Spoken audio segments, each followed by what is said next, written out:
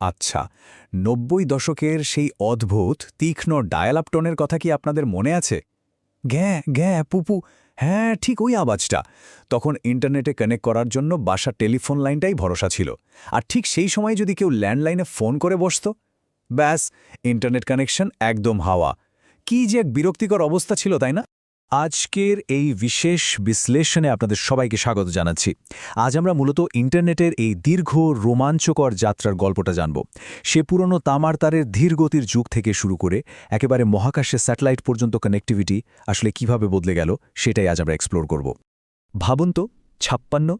আজকের যুগে ৫৬ সংখ্যাটা শুনলে হয়তো হাসি পাবে, কিন্তু একসময় ৫৬ কিলোবিট পার সেকেন্ড, হ্যাঁ মেগাবিট নয়, কিলোবিট, এটাই ছিল ডায়াল-আপ ইন্টারনেটের সর্বোচ্চ গতি। মানে একটা সাধারণ ছবি বা ধরুন ৩ মিনিটের একটা অডিও গান ডাউনলোড করতেও তখন ঘণ্টার পর ঘণ্টা স্ক্রিনের দিকে তাকিয়ে বসে থাকতে হতো।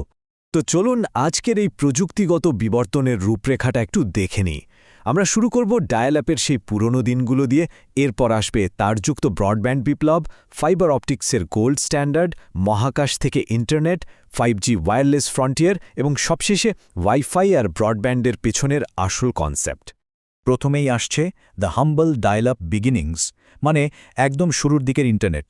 এটা মূলত একটা মডেম ব্যবহার করে আমাদের সাধারণ টেলিফোন নেটওয়ার্ক দিয়েই কাজ করত।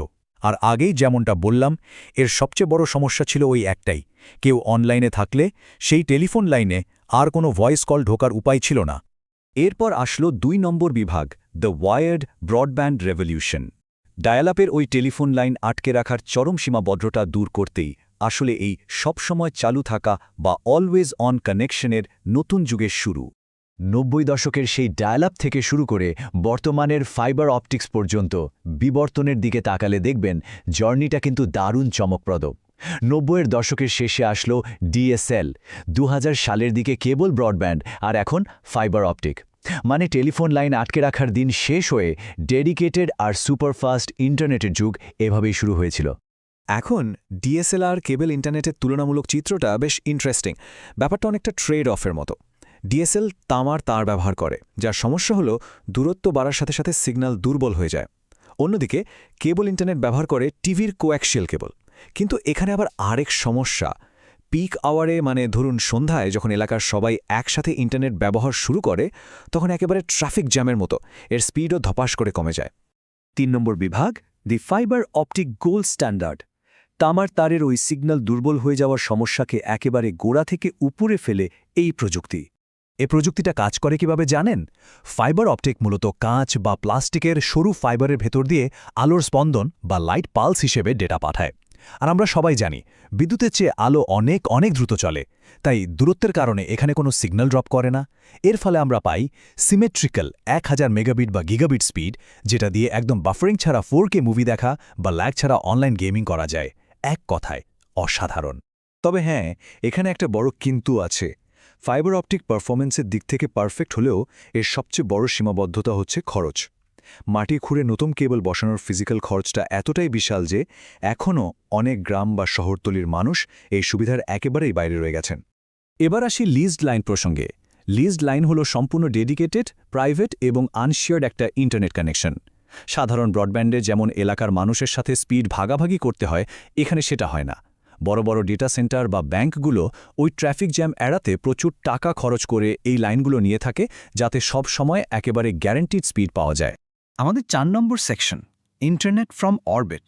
এবার আমরা এমন জায়গাগুলোর কথা ভাবব, ধরুন গভীর সমুদ্রের কোনো জাহাজ বা একেবারে দুর্গম কোনো খামার বাড়ি, যেখানে ফিজিক্যাল তার টেনে নিয়ে যাওয়াটা রীতিমতো অসম্ভব। আর এখানেই প্রযুক্তির এই বিরাট লাফটা আপনাদের অবাক করবে। ট্র্যাডিশনাল জিওস্টেশনারি স্যাটেলাইটগুলো পৃথিবী থেকে প্রায় ৩৬,০০০ কিলোমিটার ওপরে থাকে, ফলে ডেটা যাওয়া আসা করতে প্রায় ৬০০ মিলিসেকেন্ড সময় লেগে যায়। শুনতে কম মনে হলেও ভিডিও কলের সময় এই লেটেন্সিটা ভীষণ বিরক্তিকর। কিন্তু স্টারলিংকের মতো লো আর্থ অরবিট স্যাটেলাইটগুলো থাকে মাত্র ৫৫০ কিলোমিটার ওপরে। ফলে লেটেন্সি নেমে আসে মাত্র ২০ থেকে ৪০ মিলিসেকেন্ডে, একদম ফাইবার কানেকশনের মতোই ফাস্ট। চলে এলাম ৫ নম্বর বিভাগে, the 5G wireless frontier. Mobile নেটওয়ার্কের এই পঞ্চম প্রজন্ম আসলে কিভাবে একসাথে হাজার হাজার ডিভাইসকে অবিশ্বাস্য দ্রুতগতিতে কানেক্ট করছে, সেটা কিন্তু বেশ দারুণ একটা ব্যাপার। 5G ফ্রিকোয়েন্সির ভেতরে আমার বেশ মজার একটা ট্রেড অফ আছে। মিলিমিটার ওয়েভ 5G আপনাকে সবচেয়ে বেশি স্পিড দেবে ঠিকই, কিন্তু এটা দেয়াল ভেদ করে যেতে পারে না, আর এর রেঞ্জও খুব কম। অন্যদিকে সাব 6 গিগাহার্জ 5G অনেক বড় এলাকা কভার করতে পারে, কিন্তু স্পিড আবার মিলিমিটার ওয়েভের মতো অতটা মারাত্মক লেভেলের হয় না। আচ্ছা, ফিক্সড ওয়্যারলেস অ্যাক্সেসের ধাপগুলো একটু সহজ করে বলি। প্রথমে একটা 5G টাওয়ার থেকে ওয়্যারলেস সিগন্যাল পাঠানো হয়। এরপর আপনার বাসায় বসানো একটা রিসিভার সেই সিগন্যালটা ক্যাচ করে।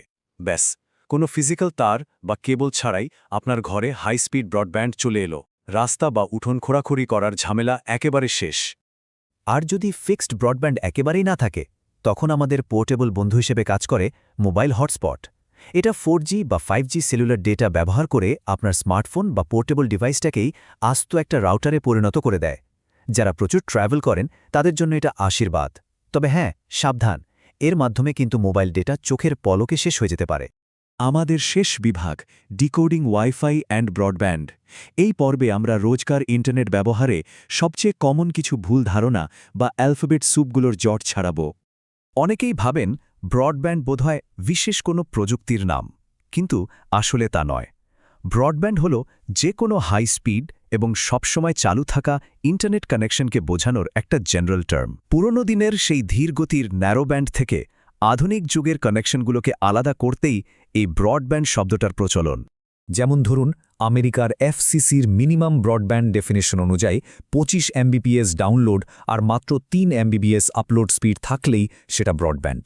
এখন ভাবুন, আজকের দিনে আমরা যে পরিমাণ ভিডিও কল বা ফাইল আপলোড করি, তার তুলনায় এই আপলোডের ফিগারটা কিন্তু একদমই হাস্যকর, এবং এটা নিয়ে প্রচুর সমালোচনাও রয়েছে। সবচেয়ে বড় ভুল ধারণাটা ভাঙে এই পয়েন্টে এসে। ওয়াইফাই কিন্তু নিজে কোনো ইন্টারনেট কানেকশন নয়, এটা স্রেফ একটা লোকাল ডিস্ট্রিবিউশন লেয়ার।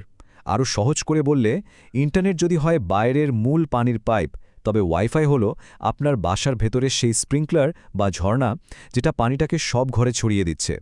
বিল্ডিংয়ে যে ইন্টারনেটই ঢুকুক না কেন, ওয়াইফাই সেটাকে শুধু ডিভাইসগুলোর মধ্যে শেয়ার করে। ওয়াইফাইয়ের আবার দুটো প্রধান রেডিও ফ্রিকোয়েন্সি ব্যান্ড আছে, 2.4 গিগাহার্টজ এবং 5 গিগাহার্টজ। এদের পার্থক্যটা বেশ মজার।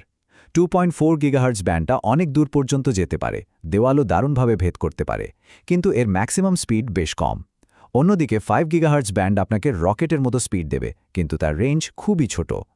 এবার নিশ্চয়ই বুঝতে পারছেন কেন বাসার এক রুমে ইন্টারনেটের স্পিড ভালো থাকলেও অন্য রুমে গেলে স্পিড অর্ধেক হয়ে যায়। আর হ্যাঁ, আমাদের ইন্টারনেটের মতো ওয়াইফাই প্রযুক্তি নিজেও কিন্তু আপগ্রেড হচ্ছে। আমাদের ঘরে স্মার্ট টিভি, ফোন, ল্যাপটপ ডিভাইসের সংখ্যা তো আর কমছে না। আর এই এত সব ডিভাইসকে একসাথে সামলাতেই এসেছে ওয়াইফাই 4, 5 এবং লেটেস্ট ওয়াইফাই 6-এর মতো জেনারেশনগুলো। এগুলো আগের যে কোনো সময়ের চেয়ে অনেক বেশি ফাস্ট এবং কেপেবল। আজকের এই বিশ্লেষণ শেষ করার আগে আপনাদের জন্য একটা চিন্তার খোরাক রেখে যাই। বর্তমানে এই গিগাবিট স্পিড আমাদের কাছে একদম পানি ভাতের মতো স্বাভাবিক একটা ব্যাপার হয়ে দাঁড়িয়েছে। কিন্তু ভেবে দেখেছেন কি, ভবিষ্যতে এমন কোনো দিন আসবে যখন আজকের এই ঝড়ের বেগের ইন্টারনেটকেও আমাদের কাছে সেই 90 দশকের ডায়াল আপের মতো বোরিং আর ধীরগতির মনে হবে? কানেক্টিভিটির এই অবিশ্বাস্য ভবিষ্যতের অপেক্ষায় আজকের মতো এখানেই বিদায় নিচ্ছি। ভালো থাকবেন সবাই।